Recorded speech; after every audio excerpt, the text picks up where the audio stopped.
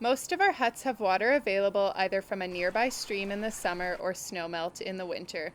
Yellow buckets are provided for collecting water or snow. It's important to make sure that you don't stack the yellow buckets to avoid contamination of your drinking water. Collecting water. Use the yellow buckets provided to gather water from the nearby stream or scoop up snow during the winter. Treating water. You are responsible for treating your own water before drinking it. There are a couple of options that we recommend to ensure that your water is safe to use. First option, filtering.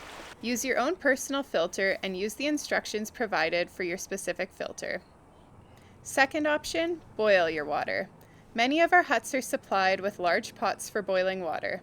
Pour the collected water or snow into a large pot and bring to a rolling boil for at least 5 minutes.